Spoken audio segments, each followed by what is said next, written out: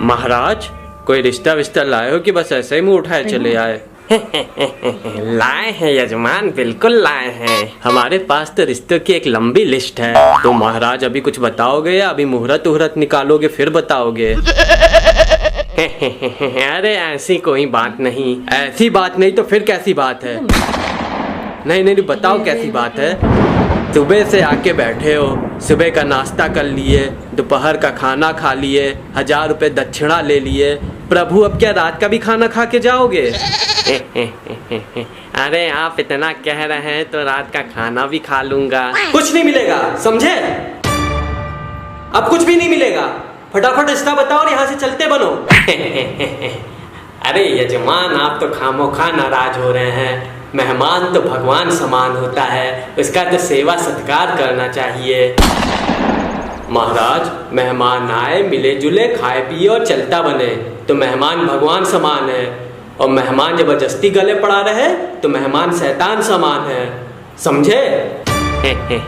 अरे यजमान, आप तो पैजामे के बाहर हो रहे हैं। अरे भाभी जी, आप इनको कुछ समझाती क्यों नहीं? अजी सुनो। क्या सुनूं? है क्या सुनूं? मेरा मतलब है, क्या कह रही हो? आज आप बर्तन साफ करने को रहने दीजिएगा। आज महाराज रात तक रुकेंगे तो बर्तन भी साफ कर देंगे। मम्मी, बाथरूम में ढेर सारे कपड़े पड़े हैं, वो भी साफ करवा लेना। अरे भाभी जी, अभी अभी मुझको याद आया कि कटहल के लिए रिश्ता देखने शाम को मुझे दूसरे खेत जाना है।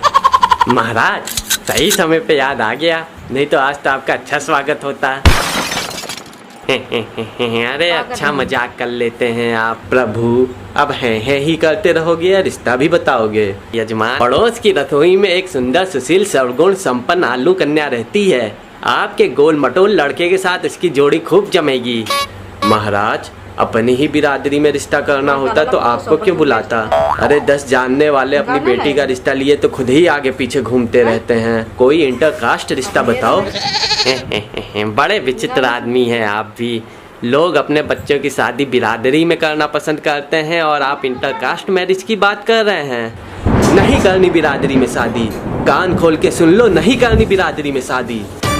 अरे बिरादरी में शादी करने में क्या दिक्कत है यजमान? दहेज दहेज नहीं देना चाहता कोई। बिरादरी करके सब मुफ्त में शादी करना चाहते हैं। 6 महीने तक निड़ाई गुड़ाई की है अपने लाल की, सबसे महंगी वाली खाद डाली है खेतन में, तब जाके ये हट्टा कट्टा नौजवान बना है।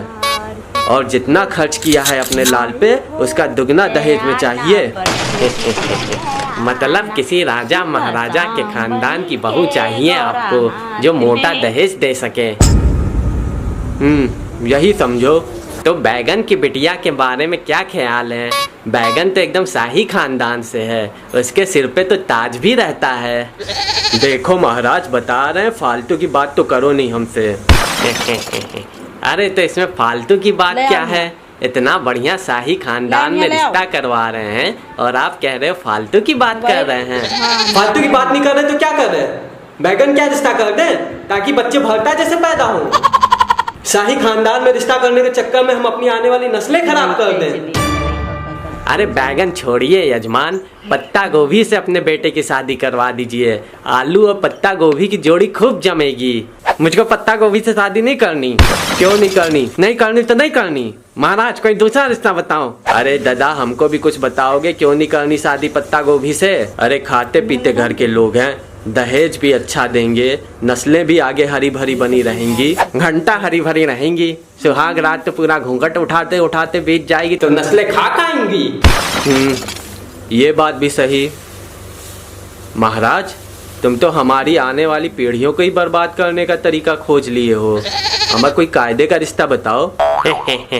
अरे कायदे का ही तो रिश्ता बता रहे हैं यजमान। अच्छा एक काम कीजिए, अपने बेटे की शादी प्याज की बिटिया से ही करा दीजिए। प्याज से अपने बेटे की शादी नहीं करनी है। कान खोल के सुन लो, प्याज से अपने बेटे की शादी नहीं करनी है। अरे अब भाभी जी को क्या हुआ? प्याज के यहाँ क्यों नहीं करनी है शादी? जब देखो भावी बढ़ जाते हैं। ऐसी भाव खाने वाली नखरेबाज बहू नहीं चाहिए। एक तो प्याज जिस घर में चली जाए वहाँ तो अच्छे भले इंसान को भी रुला देती है, पर से बदबू इतनी करती है। अरे बदबू तो आएगी ही, बेचारे नहाने जाते हैं तो कपड़े उतारते उतारते ही शाम हो जाती है, फिर बिना नहा ही वापस आ जाते हैं। अब हैं ही करते रहोगे महाराज या कोई कायदे का रिश्ता भी बताओगे? अरे भाभी जी आप तो समझदार हैं, अपने बेटे की शादी ब्रोकली से क्यों नहीं करवा देती? विदेशी बहू नहीं चाहिए। क्या?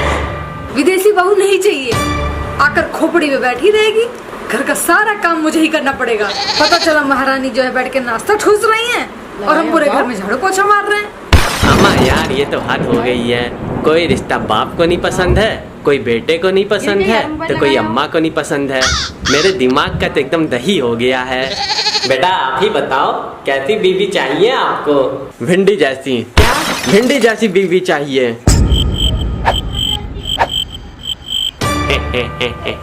अच्छा मजाक कर लेते हो आप। मजाक नहीं कर रहे हैं, मुझे भिंडी जैसी बीवी चाहिए, समझे? भिंडी जैसी। ये तो कुछ ज्यादा हो रहा है यजमान, ये तो शादी हो ही नहीं सकती। कभी सुना है कि भिंडी की आलू से शादी हुई हो? आज तक नहीं हुई तो आज होगी। देखिए यजमान, भिंडी एक सभ्य सुशील और घरेलू टाइप की सब्जी है। उसकी शादी केवल अपनी बिरादरी में होती है, इंटरकास्ट मैरिज तो होती ही नहीं, और आलू के साथ तो हो ही नहीं सकती। क्यों नहीं हो सकती आलू से शादी? क्या बुराई है आलू में? देखिए यजमान, बुरा मत मानिएगा, लेकिन आलू एक सस्ती, गंदी और नंबर 1 की कैरेक्टरलेस सब्जी है। भिंडी बेचारी भोली भाली सीधी साधी, किसी की तरफ आंख उठा के देखती भी नहीं, और आलू के तो क्या कहें, कभी बैगन के साथ चिपक गया, कभी कद्दू के साथ चिपक गया, कभी परवल के साथ चिपक गया, मतलब जिधर देखा उधर मुंह मार दिया। मतलब बेशर्मी की हद तो इतनी है कि गोभी, मटर, टमाटर तीनों के साथ आलू का चक्कर एक साथ चलता रहता है। मतलब यूं समझिए कि एक जमीन के नीचे रहने वाली सब्जी ख्वाब आसमानों के देखती है। मतलब इतनी घटिया और बेहुदा किस्म की सब्जी है आलू, जितनी बुराई की जाए उतनी कम है।